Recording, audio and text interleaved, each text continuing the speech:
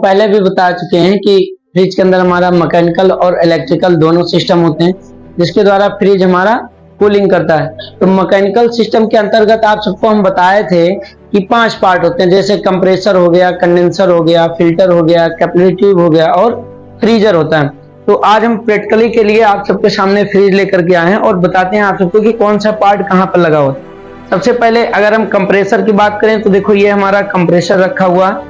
इस कंप्रेसर में आप सबको बताया था कि 3 मुख्य पाइप लाइनें होते हैं, जिसमें से एक हमारा देखो ये डिस्चार्ज लाइन है जो ये हमारे कंडेंसर से बिल्ड होता है, और ये सेक्शन लाइन है यानी जो हमारे फ्रीजर से बिल्ड होता है। देखो यहाँ से ये फ्रीज के अंदर से आया हुआ है, और ये रिटर्न लाइन ये यहाँ से आकर के ये कंप्रेसर के सेक्शन लाइन पे लगा हुआ है।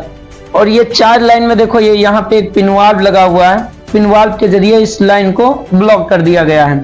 फिर उसके बाद देखिए यहाँ पे कंप्रेसर से निकलने के बाद गैस आपका कंडेंसर में जाता है। तो ये हमारा पूरा देखिए ऐसे ये कंडेंसर लगा हुआ है जाली टाइप का, और ये कंडेंसर हमारा वायर मेश कंडेंसर है, यानी आप देख सकते हैं कि इसमें ये कई सारे वायर जो है इसमें वेल्ड है, इसीलिए इसको जो है वायर मेश कंडेंसर कहा जाता है। फिर आप कंडेंसर के बाद आप सबको बताया था कि फिल्टर लगा होता है, और फिल्टर का कार्य होता है रेफ्रिजरेंट को फिल्टर करना और नमी को एब्जॉर्ब करना। तो आप देख सकते हैं यहाँ पे ये हमारा ड्रायर फिल्टर लगा हुआ है, इसको ड्रायर फिल्टर कहा जाता है। फिर इस फिल्टर के बाद में आप देख सकते हैं ये हमारे सबसे पतली पाइप ये कैपिलरी ट्यूब लगी हुई है, और जिसका व्यास होता है 0.22 mm या 0.23 mm या 0.35 mm होता है।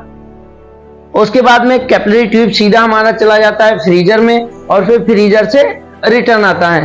तो अभी आप ये सब देख ही सकते हैं कि ये हमारा कंप्रेसर लगा हुआ है, ये हमारा कंडेंसर लगा हुआ है, कंडेंसर के बाद ये फिल्टर, फिल्टर के बाद में ये कैपिलरी ट्यूब, यानी ये सारे पार्ट हमारे बैक साइड में होते हैं पीछे के हिस्से में। और उसके बाद आप देख सकते हैं यहाँ पे ये कंप्रेसर का ये रबड़ लगा हुआ है, जिसको ग्रोमेट रबड़ कहते हैं। इसी रबड़ की वजह से ही इस कंप्रेसर का वाइब्रेशन कंट्रोल होता है। अब आप सबको अंदर फ्रीजर दिखा देते हैं कि फ्रीजर कहाँ पर लगा होता है। इसको इससे हम खोल देते हैं। अभी ये डोर हमारा लॉक है, इसको अनलॉक करना पड़ेगा। तो अनलॉक कर दिए हैं। देखो इसके बाद में आप देख सकते हैं कि यहाँ पर ये हमारा इस साइड में ये फ्रीजर लगा हुआ है।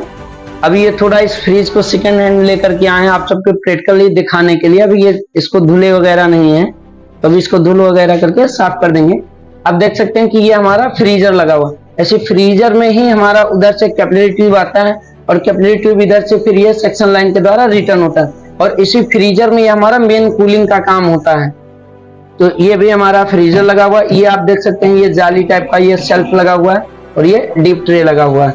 तो ये हमारा हो गया, ये 5 पार्ट आपके हो गए, यानी कंप्रेसर, कंडेंसर, फिल्टर ट्यूब और कैपिलरी ट्यूब आप सब लोग देख चुके हैं। तो इस प्रकार से इन्हीं 5 पार्टों की वजह से हमारा जो है फ्रिज कूलिंग करता है। फिर चाहे फ्रिज हो आपका या डीप फ्रीजर हो, वाटर कूलर हो, यहाँ तक कि जो एसियां वगैरह जो होती हैं, स्प्लिट एसी हो गया, विंडो एसी हो गया, तो ये सब में भी इन्हीं 5 पार्ट ही होते हैं जो मैकेनिकल पार्ट होते हैं। बाकी इलेक्ट्रिकल में आप सबको बताया था डोर स्विच होता है, डोर बल्ब होता है, और भी कई सारे कंप्रेसर को चलाने के लिए कुछ विद्युतीय पार्ट यूज किए जाते हैं।